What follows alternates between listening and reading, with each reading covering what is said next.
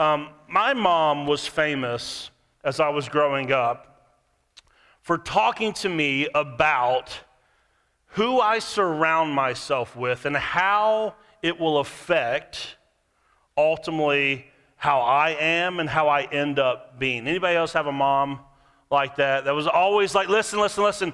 If you surround yourself with the wrong type of people, then do not be shocked when your life kind of goes off course.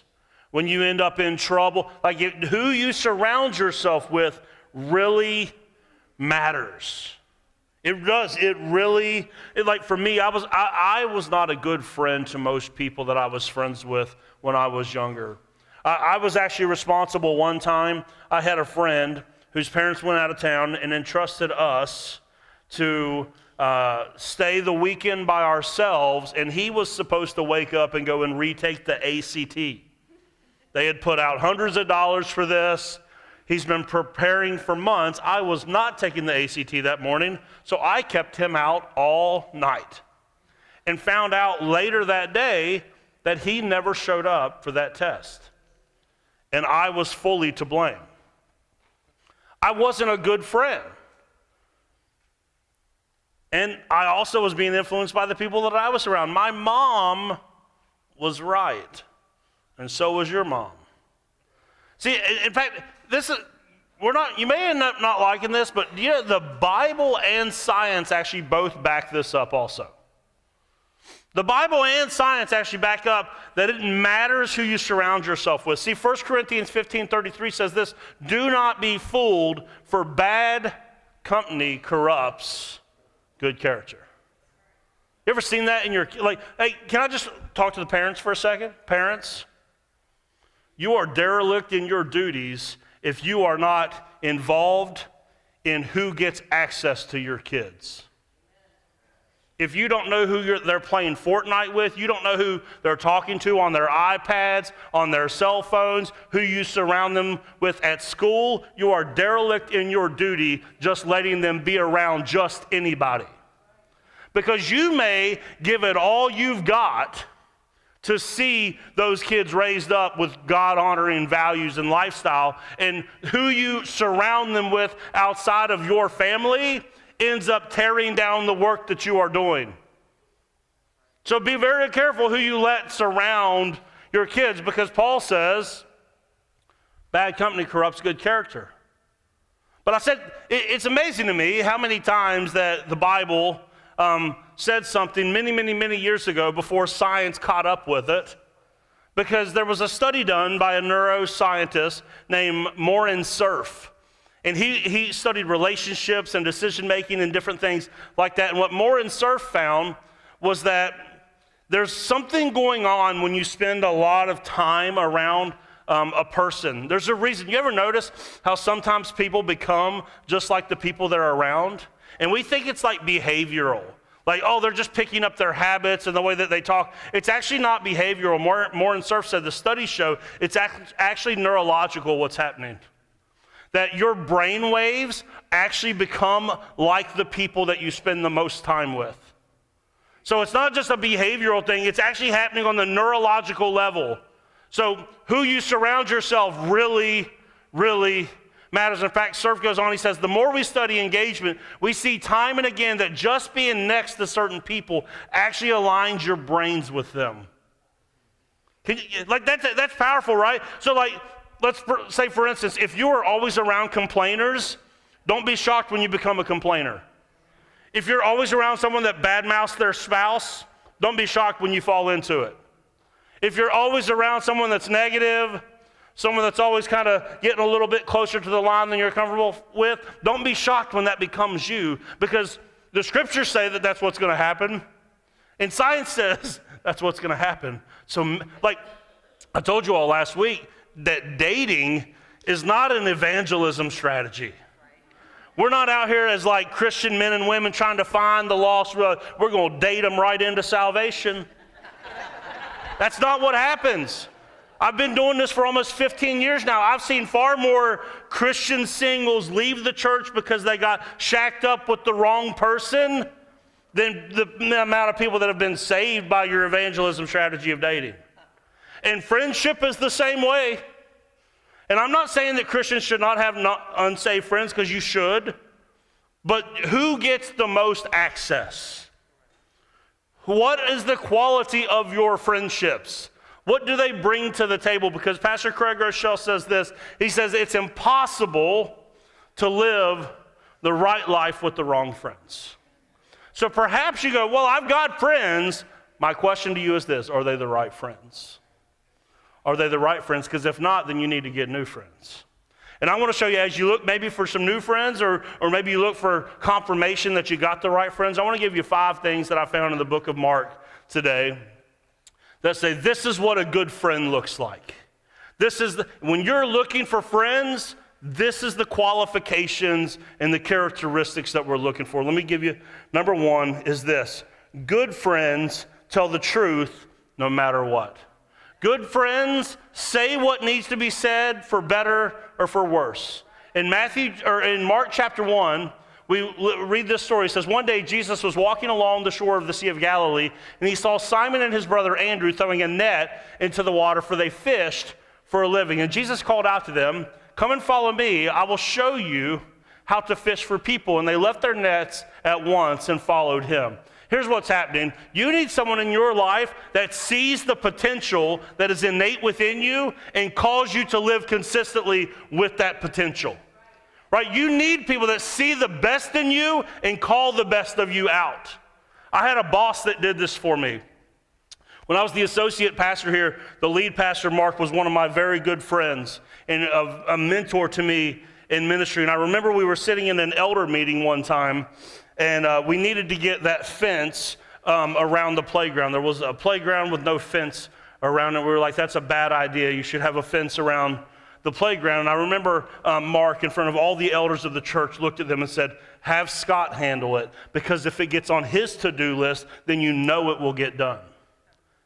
I did not know that about myself until he said it. I didn't realize how, ask the people I work for now though.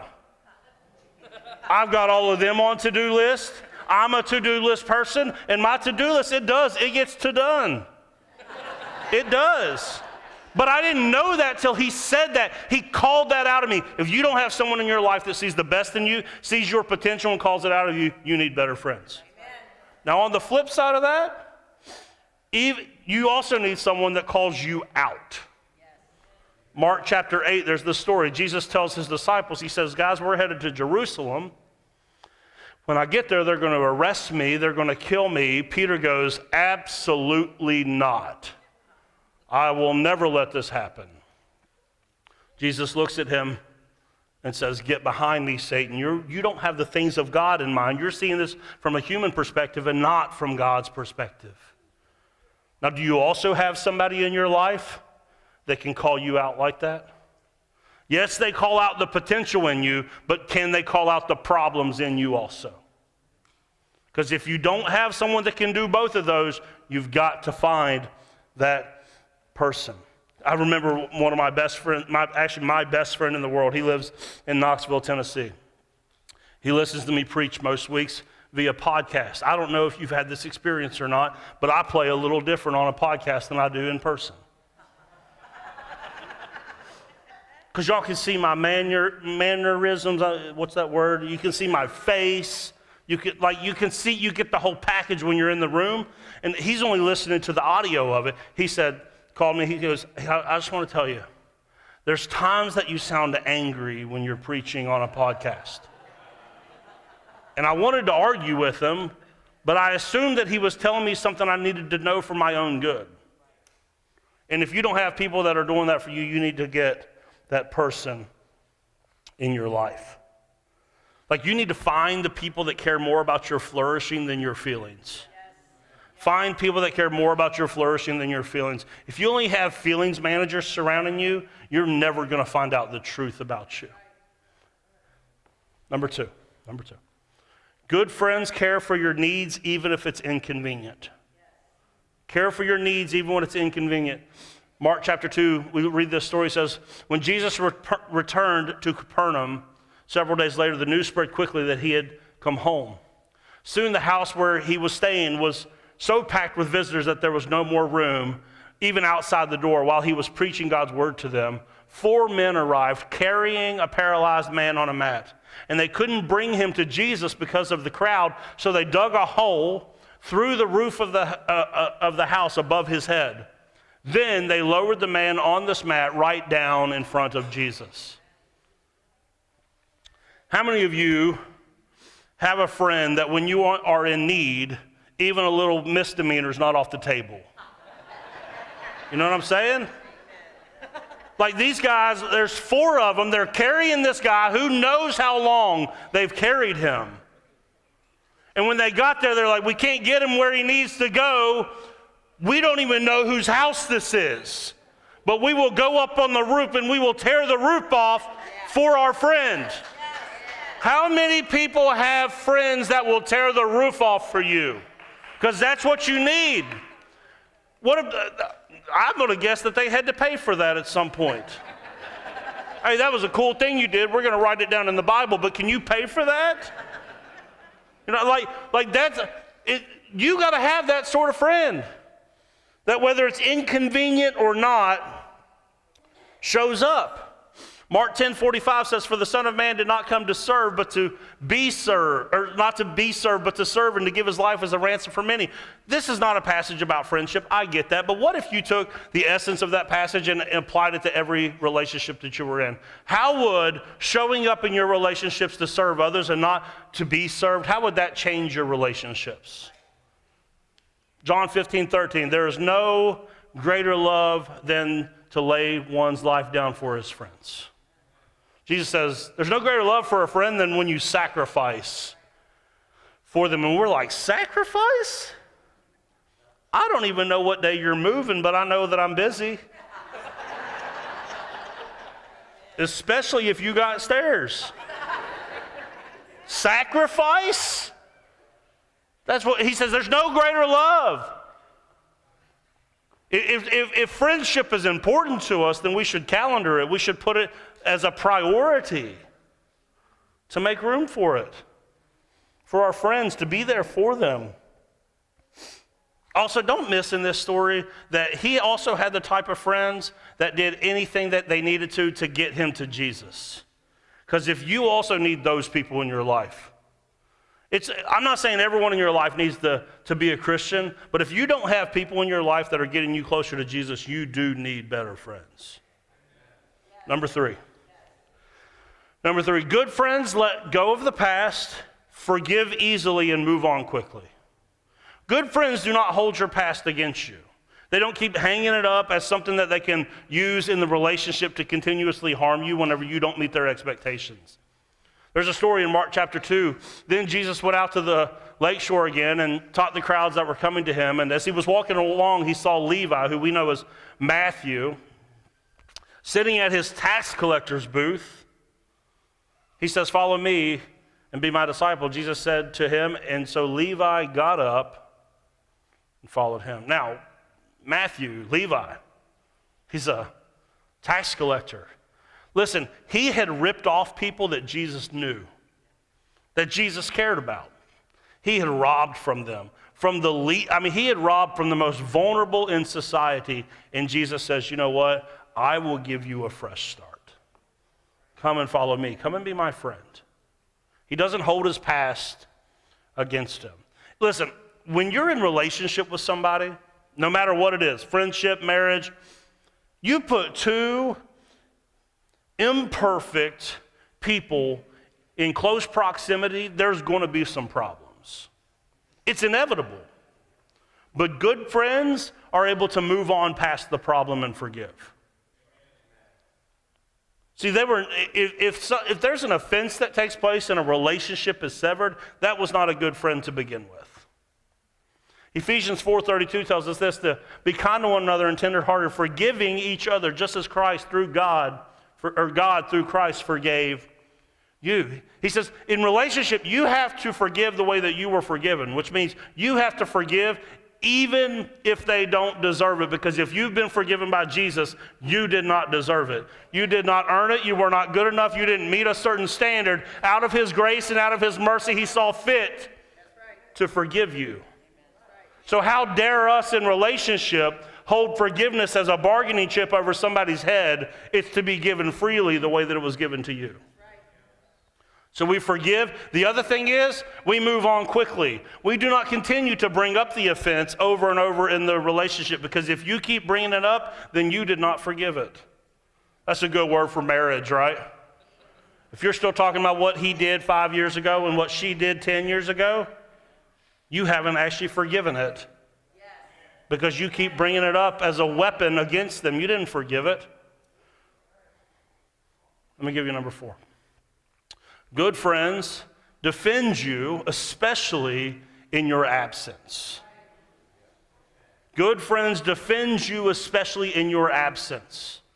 Mark 2 tells us this. One Sabbath day, Jesus was walking through some grain fields, and his disciples began to break off the heads of grain to eat. But the Pharisees said to Jesus, "Look, why are they breaking the law by harvesting grain on the Sabbath?" He says, "Haven't you ever read the scriptures? That when David and his companions were hungry, what they did? He went into the house of God during the days when Abiathar was the priest and broke the law by eating the sacred loaves of bread that only the priests are allowed. And he also gave some to his friends." Here's what's happening. Jesus is confronted about his friends. And when he's confronted by the Pharisees about his friends, he doesn't change who he is just because he's in a new crowd. You got friends like that?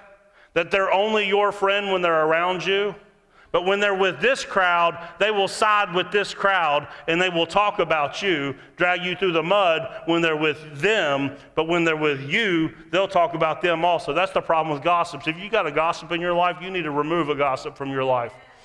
Because if they will talk about someone else to you, go ahead and understand they are doing the same about you to somebody else. A gossip cannot be trusted.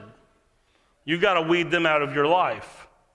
They will not defend you. When your name comes up in other conversations, they will let other people drag you right in front of them and probably join in.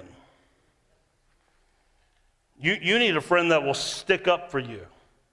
Now, I want to tell you a story about, this comes from my BC days, so y'all don't get to send me no emails about this, okay? That's, those of you that are new, that's my before Christ days. And I had those. I didn't get saved till I was 23 years old.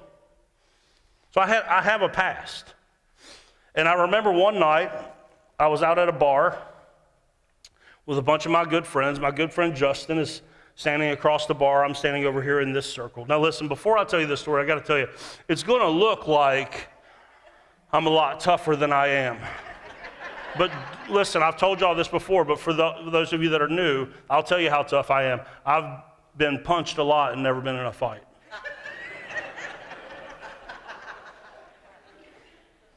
So I'm telling, when I tell you this story, don't be like, "Oh, he's tough." I am not. So I'm over here in this circle of people. My best friend Justin is over there, and this guy is talking poorly about Justin. And now, Grant, listen, I'm telling you, I'm not a tough guy. I'm pretty sure he was wearing a shirt with a collar on it, okay? Just the way you understand what's going on. So what happens, he talks about my friend Justin. I grab him by the shirt collar, yank him across this bar, and throw him in front of Justin. And I said, "Now say it to his face."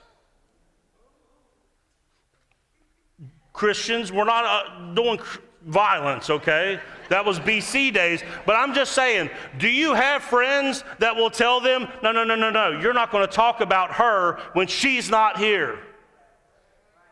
I will risk my reputation for my friend. I'll risk getting beat up for do you have that person in your life that will stand up for you even when you are not around? Because you need it. Let me give you the number 5. Number 5, good friends show up in storms. Good friends show up in storms. See, if you have a decent friend, they'll probably call you on your birthday. Maybe they'll plan you a dinner. But if you got a good friend, they don't just show up when things are good. They show up when all hell is breaking loose. When you're at the end of your rope, when you have absolutely nothing else to turn to, a good friend will show up. There's a story of in Mark chapter 6, Jesus and his friends, his disciples have been doing ministry together. So he says, you all go ahead, get in the boat, go on ahead. I'll meet up with you. He doesn't have a boat. They took the boat. Mark 6 tells us this. Late that night, the disciples were in the boat in the middle of the lake, and Jesus was alone on the land. He saw that they were in serious trouble, rowing hard and struggling against the wind and the waves. And about 3 o'clock in the morning, Jesus came towards them, walking on the water. He intended to go past them, but when they saw him walking on the water, they cried out in terror, thinking that he was a ghost. They were all terrified when they saw him, but Jesus spoke and said, don't be afraid. Take courage. I am here.